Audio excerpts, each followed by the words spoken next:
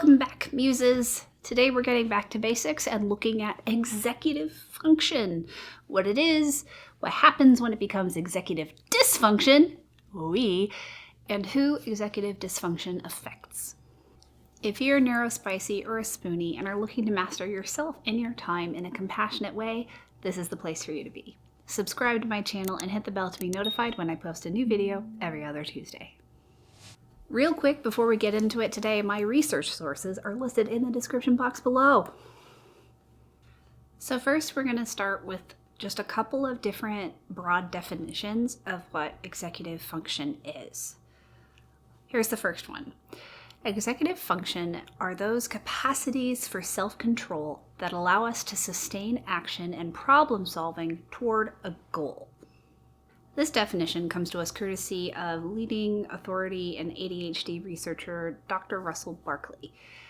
He also specifies that executive function is about goal-directed problem solving and persistence, and that executive function in ADHD specifically is up to 30% delayed.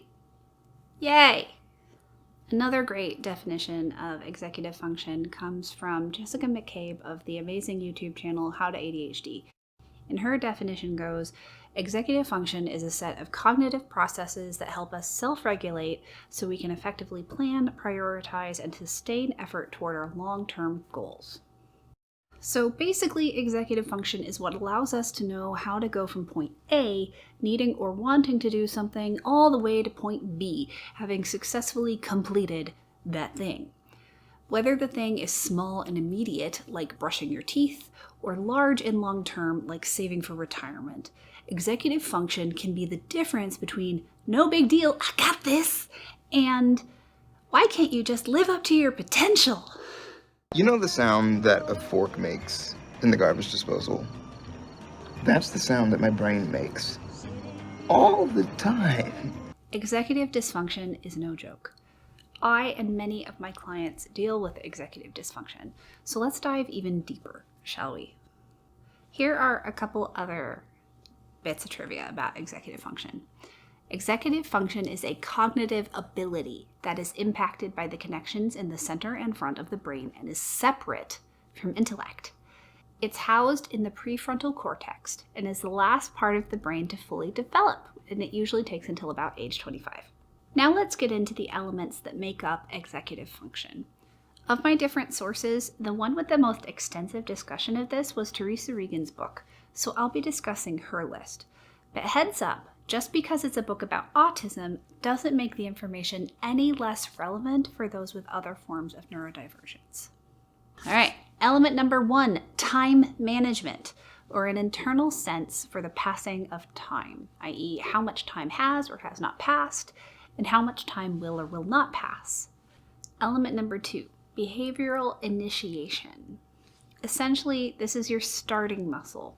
In my program, The Action Navigator, I talk about 6 different muscles that you can develop strength in order to help yourself spend your precious time and energy the way you want to. And your starting muscle is a really important part of that.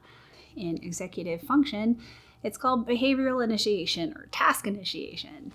And other things that become associated with that are friction, like reducing friction or creating strategic friction, which is something I talk about a lot. Adding fun, aka dopamine, or rewards. Man, this tends to be the one that I would say most people have the most problems with, besides time blindness, which was the first one. So yeah, onwards and upwards. Number 3, prioritization and planning. Some quotes on this one. Significant problems knowing where to start and what to do. I am absolutely paralyzed by decision making, and it is destroying my life. Yeah, I sort of got that when you couldn't choose a chair to sit on. Well, I didn't want to offend you in case you had a favorite. Planning requires multiple skills, including the ability to break large tasks into smaller ones and to estimate how long a specific task will take, and then to decide what is most and least important.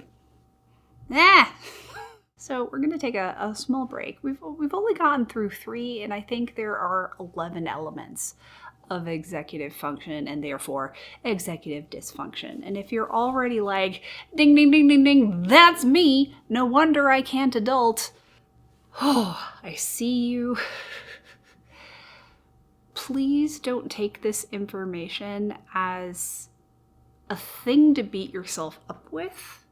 This is an opportunity to be seen. I see you. To feel validated. I'm here to validate you. And it's an opportunity to learn how to care for and accommodate yourself in the ways you need and deserve. So that way you can actually spend your precious time and energy the way you want and need to, because it's all about meeting your needs, accommodating yourself. It's not about, and this is what I talked about in this video, it is not about striving to change yourself into a neurotypical or able-bodied human being. That's not the goal, okay? All right. Commercial break over. Onward to number 4. Number 4, simply, is organization, aka systems to track information and materials. That definition just feels like a slap in the face sometimes. Number 5, response inhibition, which is kind of the opposite of task initiation, behavioral initiation. This is the stopping muscle. This is, can you think of a thing and not do it, not say it? Can you stop the hyperfocus? Can you delay your gratification? That's what this element is. Next up, we got number 6, working memory. Working memory is the ability to keep things in mind while completing an action. As such, it is actually a form of attention. We use working memory when we mentally track information as we complete a task that involves several steps. This may require using the knowledge we've gained from a previous task to accomplish a new task. So for those of you who are computer savvy, working memory is essentially the RAM, the random access memory of the human brain. If you have problems with object permanence, emotional permanence, brain fog, working memory is probably a huge problem for you. If you walk through a doorway and forget everything that you were doing, working memory is a problem for you.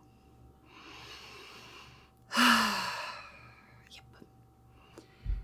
If, like me, you're doing a thing, anything, and it suddenly feels like your brain fell out of your head and it's just static, and it's loud and noisy, nothing's going on in your head except for said static, that's a working memory problem. Yep. For those who have problems keeping things in mind while working, they may wish to have written or recorded cues to help them stay on track. Okay, but for real, that might seem like a flippant quote for me to quote, but that is so much of what I do, helping my students and my clients come up with systems and accommodations that meet their unique needs, so that way they are prompted in the moments that they need prompting to ask the right questions, to do the right next step. When you struggle with executive function, what the goal becomes is not to fix your executive dysfunction, because we do not have the ability to change the brain in that way. Like, there are those, for example, with ADHD who benefit from stimulant medications, and that helps calm their brain enough that they're able to think straight, and that, as a side benefit, helps with their executive function. But it doesn't, like a light switch, completely fix the whole executive function problem. When you have problems with executive function, it's about creating systems and structure outside of your brain to provide that executive function for you. That's what I do a lot as a coach, is help create those systems and those structures for my students and my clients that are personalized to them, So that way, when they don't have immediate access to me, they can still function. Okay, yeah, bring it over. All right, number 7, sustained attention, aka the ability to remain focused on a task at will. One can dream. Number 8, metacognition. This one was really interesting for me to read about because in my years of learning about executive function, I hadn't necessarily come across this one explicitly before. And it's essentially the ability to praise and coach yourself. I was aware of it as a thing, but I had not categorized it underneath executive function before. An individual can ask a series of questions for self-assessment. These questions could include the following. What is my goal? What is my plan to accomplish that goal? Am I following my plan? How did the plan work? Do I need to change a part of the plan to make it more doable? Using this guidance, an individual whose goal is to pay bills on time could use cue cards with these questions written on them, 1 question per card, to guide her thought process and help her stay focused on attaining her goal. Like I was talking about earlier, that is externalizing executive function into a system or a structure. The note cards with prompts. So that way the brain isn't responsible for generating those. Someone with functioning executive function does that intuitively, whereas someone with executive dysfunction needs external cues and systems and structure to provide that so that you don't have to invent that from scratch every time. That's all. And there's nothing wrong with you for needing that support, needing those accommodations. There's nothing wrong with you. Don't let anyone tell you otherwise. I will come for them. All right, number 9, goal-directed persistence, which refers to the ability to finish a task before moving on to another, both short-term and long-term. Then we've got 10, flexibility. Those with greater flexibility have a higher tolerance for change, for example, whereas those with less flexibility have a lower tolerance for change and are therefore often easily derailed by change. This can happen on both the big and the small scale. My words, by the way. 11, emotional self-control. This one bothered me to come across because it's problematic. So I'll start by sharing the quote from the source, and then we'll talk about it. Emotional self-control refers to the ability to manage one's emotions. When an individual experiences emotion, his brain is in charge of interpreting and labeling the emotion. It is also in charge of regulating the intensity of the emotion, deciding how to handle the emotion, and communicating with others while experiencing the emotion. Individuals in the autism spectrum often have difficulties with emotional self-control. These difficulties usually take one of 3 forms: shutting down, explosive behavior, or anxiety and rigidity. I take that to mean this is an element of executive dysfunction specific to the autism spectrum.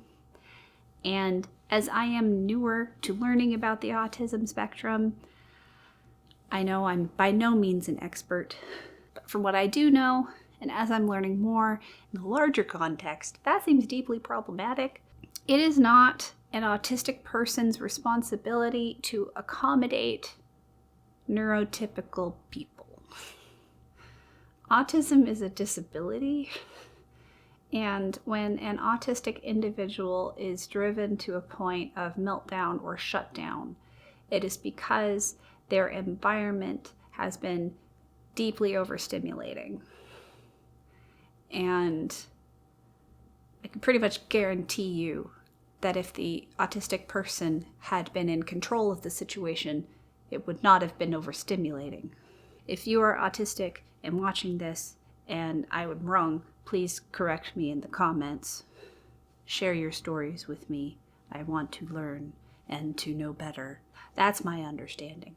So what I take emotional self-control as an element of executive function to mean is that it's just a different form of response inhibition, as in, can I have a moment of pause in between experiencing an emotion and acting. That's what I take that to mean. So if someone makes me angry, can I have a moment to actually pause and decide how I'm going to react to that? Depending on how severe the emotion is, every human being at some point will struggle to pause before reacting. You make any person besides a Buddhist monk angry enough. I realize that's an extreme example, and there are probably other examples as well, but you're getting my point. To single out those on the autism spectrum is not okay. That bothers me. I understand that it makes sense that the ability to pause between experiencing a potentially volatile emotional reaction to something, the ability to pause after experiencing that in order to proactively decide how you're going to act in response to that. That ability to pause is an executive function that can be affected negatively if you have executive dysfunction. That makes sense to me. But the way that was addressed in this context towards autistic individuals bothered me. And so, yeah. Okay, I think I addressed that. Tell me your thoughts in the comments below. Phew, what a list. Comment below and tell me which part of executive function you were most surprised to learn about. So, who struggles with executive dysfunction? Before I answer that, I want to remind you that executive function is a cognitive ability that's separate from intellect. Therefore, having executive dysfunction does not automatically mean that someone is intellectually deficient or disabled. Can executive dysfunction and intellectual disability co-occur? Yes, but that doesn't mean they always do. So, those who can experience executive dysfunction include those who are neurodivergent, which is a really huge spectrum. It can include people with ADHD, autism, learning disabilities such as dyslexia, mental illness, trauma, brain injury. Trauma is also a brain injury, by the way. But also people with chronic illness, burnout, and even eating disorders, because, starving yourself, not good for your brain. But basically anything that can affect the prefrontal cortex can affect your executive function. If you identified with anything I talked about in this video, it isn't necessarily indicative of why you struggle with those things. It simply means that you've got some research to do. It's an opportunity for you to do some digging and to see if there are things in the neurodivergent umbrella, in the chronic illness umbrella, the brain injury umbrella. And if you're like me, you got a little bit of everything. And if so, hi, nice to meet you. I bet we'd be friends. So there you have it. As promised, we looked at what executive function and dysfunction is and who executive dysfunction affects. Earlier, I mentioned that I and many of my clients struggle with executive dysfunction. So who am I and what do I do? I'm a productivity expert and life coach for neurospicy spoonies. I teach them the skills and tools they need to finally spend their precious time and energy the way they want and need to. Since I'm a neurospicy spoonie too, and my spoons are so limited, the main way I work with clients is through my signature course, The Action Navigator. It's packed to the brim with tools and techniques for mastering your time, getting organized, and offering yourself radical compassion as a neurospicy spoonie. If that sounds like exactly what you've been looking for, use the link in the description box below to learn more. Check out this video next for the real reason why productivity tips aren't helping you. And if you like this video, hit that like button and subscribe, and be sure to share it with your friends. I'll be back in 2 weeks with another video. See you then. Bye!